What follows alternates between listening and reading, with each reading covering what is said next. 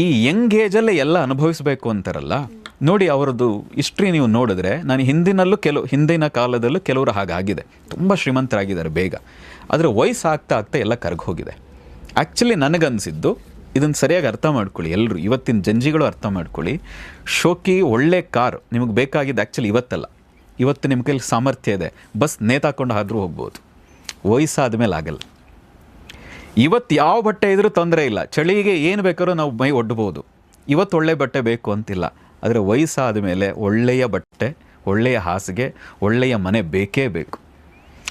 ಈಗ ನೀವು ಕಷ್ಟಪಡೋದು ಮೀನ್ಸ್ ಸರಿಯಾದ ರೀತಿಯಲ್ಲಿ ಹೋಗಿ ನೀವು ಸಂಪಾದನೆ ಮಾಡಿದರೆ, ಅದು ಇವತ್ತೇ ಶೋಕಿ ಮಾಡಿ, ಇವತ್ತೇ ಎಂಜಾಯ್ ಮಾಡಿ, 4 ಜನಕ್ಕೆ ನಾನು ತೋರಿಸಿ ಬದುಕಬೇಕು ಅಂತಿದೆಯಲ್ಲ, ಆ ಶೋಕಿ ಇದೆಯಲ್ಲ, 4 ಜನಕ್ಕೆ ನಾನು ನೋಡಿ ಹೇಗೆ ನಾನು ಸಂಪಾದನೆ ಮಾಡಿದೆ ಅನ್ನೋ ಏನು ಪ್ರಯೋಜನ? ಅದರಿಂದ ಏನು ಪ್ರಯೋಜನ ಇಲ್ಲ.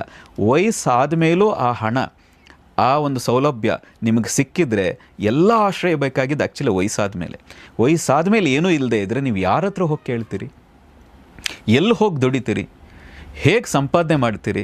ಹಾಗಾಗಿ ಈಗಿನಿಂದ ಚೆನ್ನಾಗಿ ದುಡಿರಿ, ತಾಳ್ಮೆಯಿಂದ ದುಡಿರಿ, ಅದನ್ನು ಚೆನ್ನಾಗಿ ಶೇಖರಣೆ ಮಾಡಿ, ಒಂದು ಒಳ್ಳೆ ಮನೆ ಕಟ್ಟಿ, ವಯಸ್ಸಾದ ಮೇಲೆ ಎಲ್ಲದರಿಂದ ರಿಟೈರ್ಡ್ ಆಗಿ 4 ಜನಕ್ಕೆ ಹೇಳ್ತಾ ನನ್ನ ಸಾಧನೆ ಎಂಥದ್ದು ಗೊತ್ತಾ, ಎಷ್ಟು ಕಷ್ಟಪಟ್ಟೆ ಗೊತ್ತಾ ಅಂತ ಹೇಳಿಕೊಂಡು ಆರಾಮಾಗಿ ಈಸಿ ಚೇರ್ ಮೇಲೆ ಮಲಗಿ.